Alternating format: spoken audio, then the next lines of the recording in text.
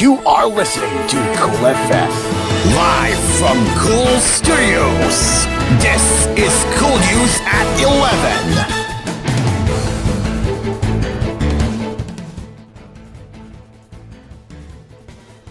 Good morning, and this is Cool News at 11, Luzon, Visayas, and Mindanao. It is now 11:01 a.m. and we'll be here to refreshen the headlines that we have covered earlier on Cool News. From Cool News Early Edition. Yeah. All right, let's get into the recap of the headlines.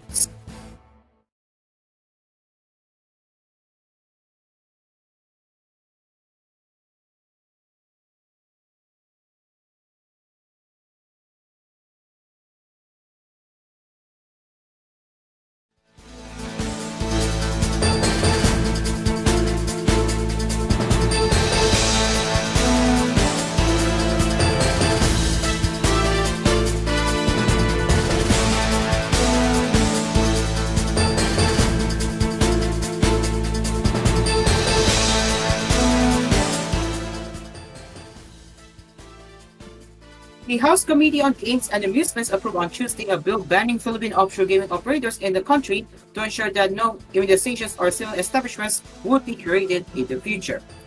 House Bill number 10987 is a consultation of several other measures, including House Bills number 10725, 10636, and 10525 that seek to ban the conduct of all POGO and POGO-related activities. It was authored by the chairs and members of the Quad Committee, which is investigating the links among POGOs, drugs, and extrajudicial killings under the Duterte administration's drug war, among others. In sponsoring the Makabayan Bloc House Bill number 10525, Deputy Minority Leader Franz Castro pointed out that they have long proposed POGOs, which proliferated under the previous administration. Along with extrajudicial killings in the fake war on drugs and against critics, POGO is a reeking legacy of the Duterte administration, a legacy that we should completely end, learn from, and demand accountability for, she said. The CDA Teachers Party list representative called for the repeal of Republic Act No. 11590, or the POGO Act, and other related executive orders and Philippine Amusement and Gaming Corporation regulations on POGOs, as these provide the legal cover for the crimes resulting from POGO operations. During a hearing held by the House panel, Pio Rodolfo III of the Bureau of Immigration's Legal Division reported that since President Marcos announced a total POGO ban in July, some 21,757 foreign POGO workers have their work visas downgraded to tourist visas. Of the number, 10,821 had already left the country. The BIPC urged those foreigners to voluntarily apply for a downgrading of their visas to allow them to remain legally in the Philippines until December 31st, the deadline set by the government for the cessation of all POGO operations. Those who failed to leave by then face deportation proceedings and blacklisting. Representatives from the Department of Labor and Employment DOLE meanwhile assured the committee that several programs were in place for the 27,790 Filipinos directly affected by the ban, as well as the 2,777 indirectly affected. According to its Bureau of Local Employment, some 36,000 employment permits issued to foreign workers for licensed POGOs or internet gaming licenses have been revoked. As of November 18, there are still 27 out of 43 IGLs operating or in the process of winding down their operations. Senator Sherwin Gatchalian meanwhile urged DOLE to speed up the revocation of work permits to foreign POGO employees. Gatchalian, who had pushed for the total POGO ban, said DOLE must be proactive in deference to the president's order. POGO entities are mooring into something else so they could stay in the country and continue their scamming activities, he said in a statement. We need a very proactive approach to cancel and eventually send these workers to the country of origin, and we need the entire government machinery to work together to cut illegal bases for these individuals to stay in the Philippines, he added. Gatchalian, who chairs the Senate Committee on Ways and Means, also reminded DOLE to help Filipinos who would be affected by the closure of POGOs to find new and better paying jobs. According to DOLE, legal POGOs currently employ nearly 28,000 Filipinos. This is one of the things that we are worried about, the displacement of Filipino workers, Gatchalian said. So I urge the department to continue with job fairs and other programs for local POGO workers so that the displaced workers would be given meaningful jobs, he added.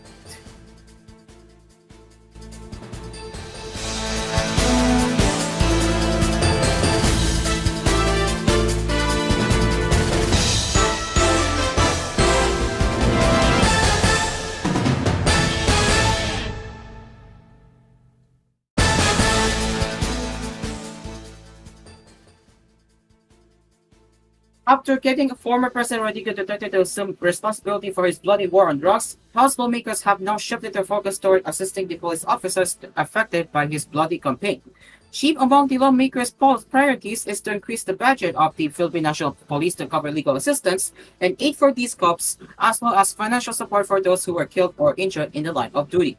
On Tuesday, the House Committee on Games and Amusement, led by Laguna Representative Dan Fernandez, staged its first hearing to investigate the criminal and administrative cases faced by police officers who said they merely followed the orders of their superiors when they enforced the war on drugs. Also discussed during the meeting was the legal basis of Common Memorandum Circular number 16-2016, which outlines the strategies and procedures for their anti-illegal drugs operations, remedies for PNP personnel facing criminal and administrative cases, as well as measures to limit the use of deadly force by police. Fernandez said this was part of an effort to strike a balance between hearing out the families of the victims of the war on drugs and the police officers who were promised safety and protection by the Duterte administration but now feel deceived. There was a promise that they would be protected and cared for by the Duterte administration, but unfortunately, according to the records of the PNP, no monetary or legal assistance was done, he noted. As such, we want to push for the inclusion of a special account in the proposed national budget that could be used as aid for our law enforcers who need help, Fernandez added. The Laguna lawmaker earlier highlighted that some officers were unaware the orders they followed could lead to legal consequences, and many believed they were following lawful directives from Duterte and his police chief then, now Senator Bato de la Rosa. PNP Chief General Romel Marbel earlier said there were 1,286 officers affected by the drug war, 312 of them killed and 974 wounded from July 2016 to June 2022. At the same time, at least 214 officers faced 352 criminal cases. This included two former police officers who are now facing charges of illegal possession of drugs and firearms after their superiors allegedly framed them in 2016. Former police officers Juan Marco Amario of the Zambales Provincial Police Office and Sonny Reyes of Quezon City Police District Station 11 said their cases were similar to other drug suspects who were accused of drug charges after having evidence planned against them. Surigao Northern Representative Robert A. Sparrow said around 200 million pesos was allocated to the Department of the Interior and local government, of which the PNP is an attached agency this year to assist police officers and dangled in legal issues. However, PNP spokesperson June Fajado stressed that this was not enough to cover all the posts of officers who are facing service-related cases. If we are indeed serious in helping the PNP, we need to increase the PNP's budget so that our officers don't hesitate in the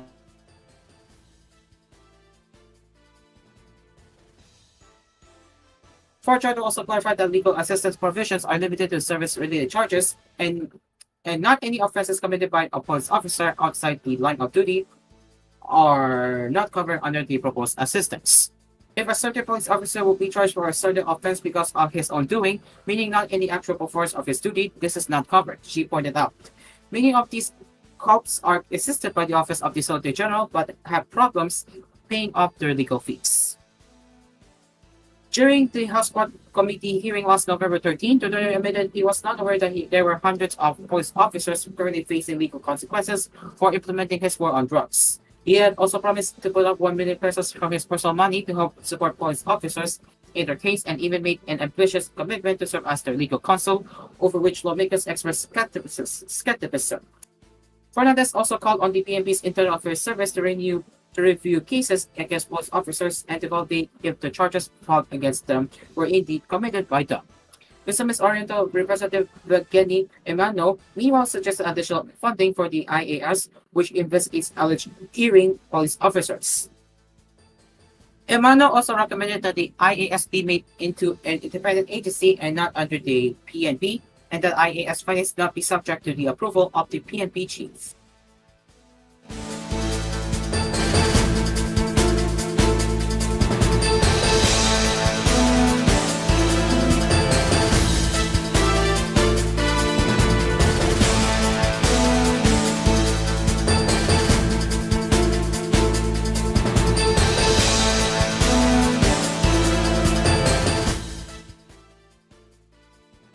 And a 1 million pesos reward has been offered Tuesday to anyone who can provide information that could help authorities identify and arrest the perpetrators in the killing of Jose Osorio, an aspiring for vice mayor of Tangdangan town of South Cotabato in next year's midterm election.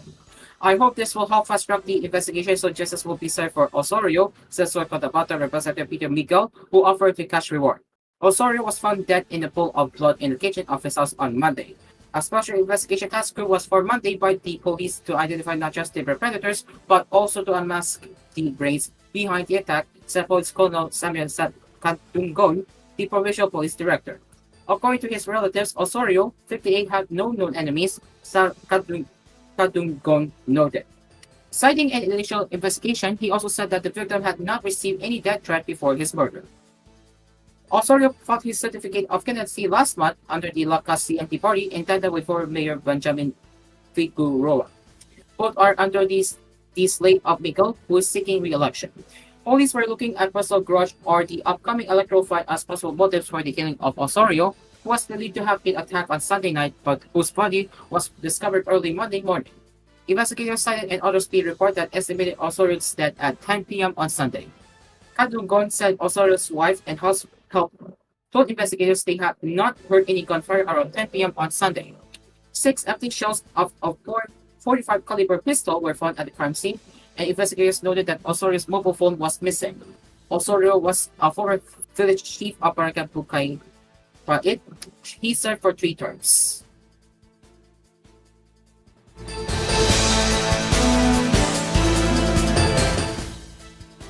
It is now 11:12 a.m. as we will continue with our headlines that you need to know that we have covered earlier right here on koolNews at 11. Stay along with us, we will be right back.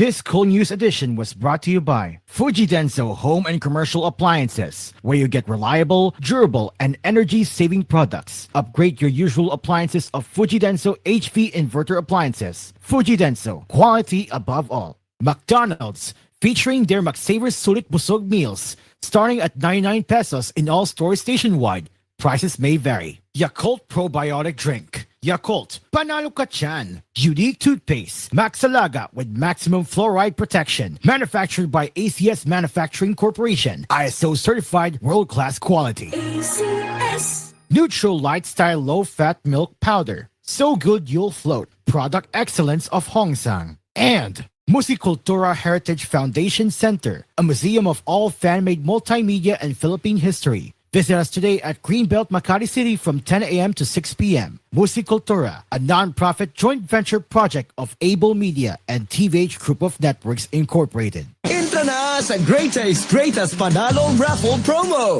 para sa chance ka magdaog sa over 3 million pesos worth of cash prizes. Magbaka sa Great Taste Premium Classic at Great Taste White Classic. Magtipon sa mga empty packs kaya ihulog ang mga entries sa Dropbox in select stores. Gani, ano pag ginakulat nyo? Entra na! See posters for details. Promo runs from November 1, 2024 to February 28, 2025. DOH FDA CFRR permit number 1115 series of 2024. Coco Martin po, certified Argentina corned beef lover. Kasi naman, ang hibla, malaman. Made with 100% real beef pa. At masarap talaga. Hinahanap-hanap kita. Sarap ng Argentina. Sa presyong abot kaya, promise. Busog ang araw-araw ko. As part of 3 complete meals. Barbie Forteza po. And I believe ang taong sa pera ay wais, ang skin pwede pa rin kuminis. And I thank you, Silka Papaya Lotion.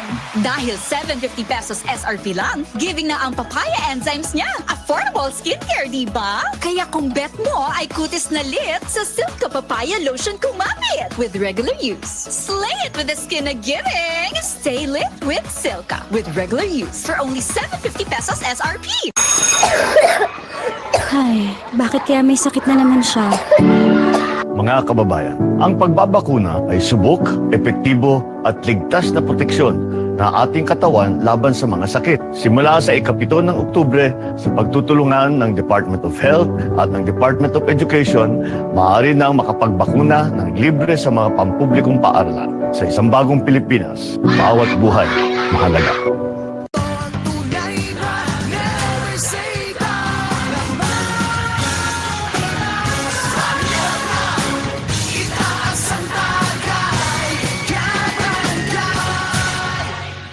Responsibly. Nananakit ang katawan? Hindi dapat tinitiis yan. Ipinakikilala. OL Scent Oil Liniment.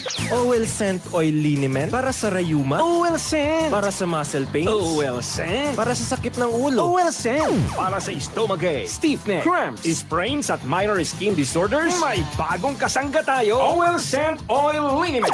May tamang bango. May hagod. At tamang init na kumakapit. Protektado ka sa bawat pananakit. OL Scent Oil Liniment. Always feel well, basta naka-OL. Methyl salicylate plus menthol and eucalyptus is the generic name of OL Scent Oil Liniment. If symptoms persist, consult your doctor. Mabibili na sa mga suking grocery at butika malapit sa inyong lugar. This time check brought to you. Oh no, ganyan kapag feeling hulas. Atasha Mulak here. Stop feeling hulas with new Palmolive Naturals Cool and Fresh. My cooling feeling at long-lasting bango up to 24 hours with regular use. Namiss kita. Ikaw pa rin ang hinahanap-hanap ko. Alam ko you're still the one. Buti na lang, mas affordable na versus previous price. Ang best tasting creamer para sa kape mo. Coffee Mate. Kati-kati, alipunga, buni, at galis? Huwag nang problemahin pa. Magdobleng proteksyon sa Dr. S. Wong. Step 1. Mag Dr. S. Wong Sulfur Soap Yellow sa pagligo. Step 2. Mag Dr. S. Wong's Whitfield's Ointment, tulong proteksyon at lunas sa makating fungi. Magaan lang sa bulsa. Huwag nang tiisin ng kati-kati at fungi. Mag Dr. S. Wong. Dr. S. Wong Sulfur Soap Yellow at Dr. S. Wong's Whitfield's Ointment. Sulfur is the generic name of Dr. S. Wong Sulfur Soap. Benzoic acid plus salicylic acid is the generic name of Whitfield's Ointment. If symptoms persist, consult your doctor. Yay! Konti na lang! Tapos na tong school project ko! Today pala deadline nito! Lagot! Bakit nga ba ako pumasok dito sa kusina? Ano nga ba kukunin ko? Nako po! Incorrect password? Ano nga ba yung password ko? Ano nga ba? Memo Plus Gold. Iba ko pa Monera Extract. Iba ang Brainy Good. Mahalagang paalala, ang Memo Plus Gold ay hindi gamot at hindi maaaring gamiting panggamot sa anumang uri ng sakit.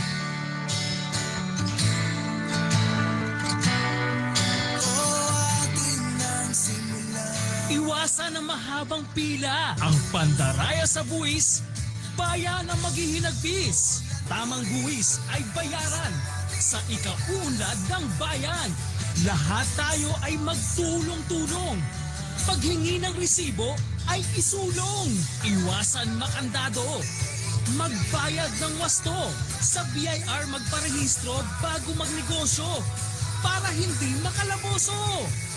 Magbayad ng maaga. Isang public service announcement mula po sa 101.3 Radyo natin Ujongan at BIR RDO number 35 Romblon.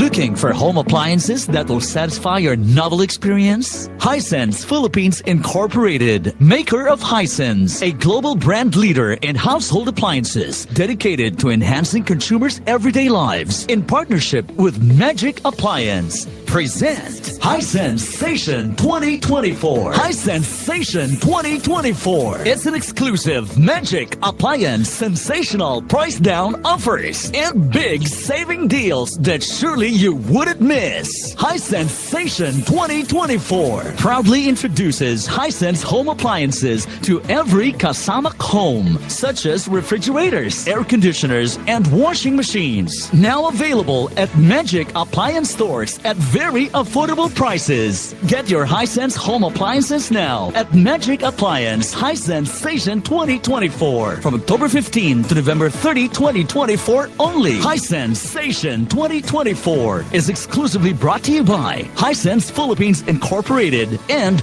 Magic Appliance. Magaandang buhay!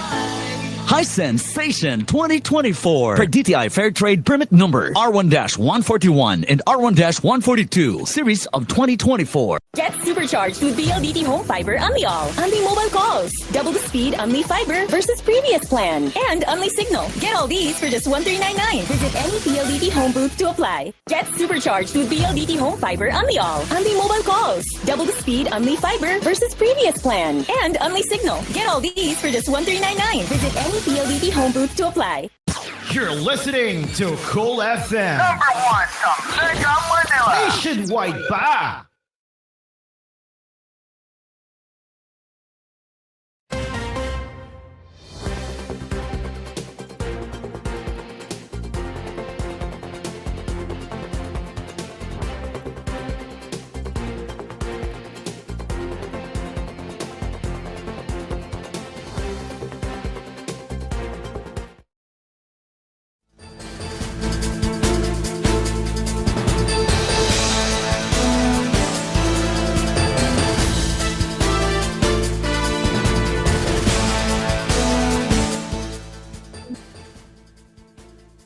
Welcome back to Cool News at 11 as we continue with the headlines. A third interest rate cut and an easing pause are both on the table of the Bangko Sentral ng Pilipinas in December, although Governor Ali Remola Jr. stressed that the central bank is on easing mode. We're still in the easing cycle, either we cut in December or we cut in the next meeting. But gradually, Remola now told reporters on the sidelines of a dialogue hosted by the BSP and the International Monetary Fund on Tuesday. But should the policy-making monetary board unleash a third rate reduction at its meeting on December 19, Remola said a quarter point cut would be the appropriate sense of adjustment, not just for next month but also for future easing moves of the central bank in 2025. Overall, the BSP chief said cumulative rate cuts worth 100 basis points are possible next year. There could be more rate cuts, there could be less, but that's in the ballpark, he added. Remola's clear signal of continued relaxation of monetary policy marked his first public comments since Donald Trump's victory in the U.S. presidential elections. Already, Trump's threat to start a global trade war is driving safe haven for dollars and tempering expectations for U.S. Federal Reserve cuts, pressuring currencies like the Philippine peso.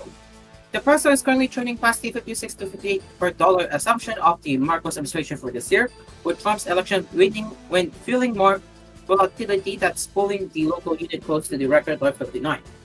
That said, some analysts believe that the BSP might have to slam the brakes on its interest rate cuts should the peso remain under pressure. Simply put, any pause on easing might temper capital outflows that could further weaken the local currency. The central bank entered its easing era last August with a 25 basis points reduction to the benchmark rate. In October, the BSP further trimmed the policy interest rate by a quarter point to its current level of 6%. For now, Remola said he is not worried about the peso's weakness, adding that the BSP had been intervening in the foreign exchange market in small amounts to prevent a short slump that could stoke inflation. The BSP boss also believes that the weaker than expected economic expansion in the third quarter was just an aberration. Inflation, he added, would remain within the 2 to 4% target range of the central bank for November despite the onslaught of powerful typhoons. I think economic growth would bounce back in the fourth quarter, Romolona said.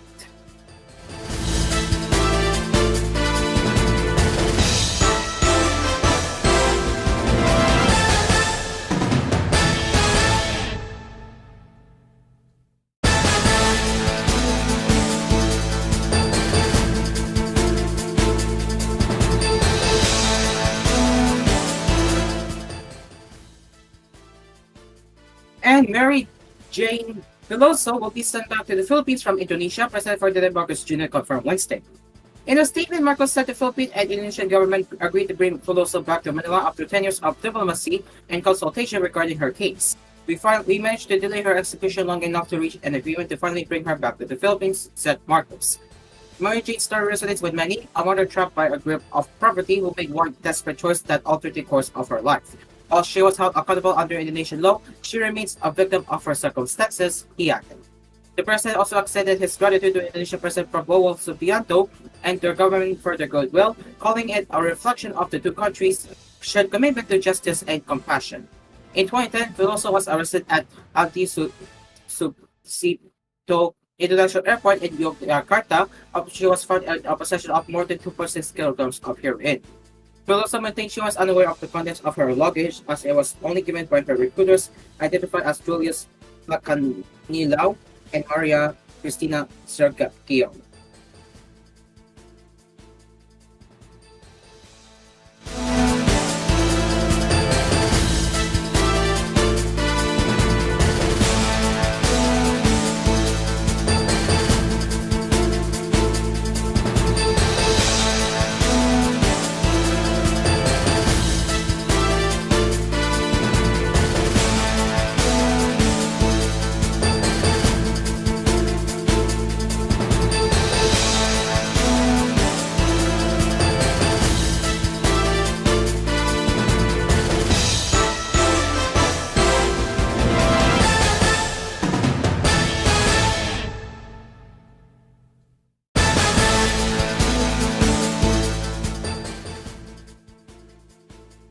Let's get on to the national headlines now, as the World Health Organization on Tuesday approved an mpox vaccine from Japanese pharmaceutical company KM Biologics for emergency use, the second one to get the agency's seal of approval.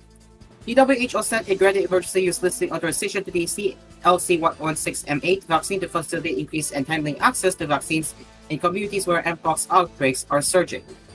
A WHO EUL paves the way for countries worldwide to approve and import the vaccine for distribution quickly. WHO emergency use listing of the LC16M8 vaccine against mpox marks a significant step in our response to the current emergency, providing a new option to protect all populations, including children. Yukiko Nakatani, WHO's Assistant Director General for Access to Medicines and Health Products, said in a statement. The WHO had already in September quickly qualified another vaccine against mpox, Bavarian Nordic MVAPN, in the bid to help step up the fight against swelling mpox outbreaks. The UN Health Agency on August 14 declared a fresh international emergency over mpox amid mounting concern over the surge in cases of the new Clade 1B strain in the Democratic Republic of Congo that spread to nearby countries. That and other mpox strains have been reported across 80 countries, 19 of them are in Africa so far this year, WHO said. The DR Congo remains by far the hardest hit country, having recorded a large majority of more than 39,000 suspected cases and over 1,000 deaths. WHO said that Tuesday's announcement was particularly relevant since the Japanese government had announced that it would donate 3.05 million LC16M8 doses along with specialized insulation needles to the DRC. This is the largest donation package announced to date in response to the current mpox emergency, it said. The WHO warned the vaccine should not be used during pregnancy by immunocompromised persons. And the stock markets fell in Europe but finished mostly higher in New York Tuesday as markets weigh worries about escalating conflict between Russia and UK. Moscow vowed to react accordingly after saying Ukraine had fired its first US-made long-range missile onto Russian territory after being cleared to do so by US President Joe Biden. The news rattled markets this morning, dropping European stocks lower and reinforcing bearish momentum against the euro, said Farwad Raskursada, market analyst at Forex.com. US shares also fell at the opening, but then clawed back, lifted by strong guidance from retail Walmart and expectations of positive earnings from chipmaker Nvidia. While the Dow finished in the red, both the S&P 500 and Nasdaq ended in positive territory. We're kind of our own continent over here, Kim Forrest of Bouquet Capital Partners said of the US investor mindset. In times, we will be impacted by an escalation of tensions, but today we're going to shut that off because tomorrow we get Nvidia. All the main indexes in Europe closed in the red, though off the lows for the day. Still, it was marked reversal of the optimism seen on Wall Street on Monday when stocks shock of uncertainty over Donald Trump's plans to push higher, with the momentum carrying over into the Asian trading day. On the corporate front, retail giant Walmart jumped 3% as it boosted guidance ahead of what it sees as a positive Christmas season. Nvidia was up almost 5%. The AI chip giant, often seen as a bellwether stock for the technology sector, reports its quarterly earnings after the market closes Wednesday. In Europe, shares in German industrial giant Tyson Corp rose almost 12% after the group said it expected a return to profit in its next financial year, despite posting a hefty full-year loss for the second year in a row. Nestle slid 2% after new chief executive Laurent Lux announced a plan to slash costs and have a stint on the water and beverages business. Equities have seen big swings since Trump was elected U.S. president this month, as investors balance the impact of corporate tax cuts against a potential trade war with China and others. Any resulting surge in inflation would give a headache to policymakers at the U.S. Federal Reserve, who are still fighting to bring prices under control. Ladies and gentlemen, it is now 11:30 a.m. and that is it for the Cool News at 11. We will return at 12 noon for the latest news headlines right here with Cool News at noon. Until then, I am Cairo and this has been Cool News at 11. We will see you later for the latest news headlines at 12 noon. Good morning.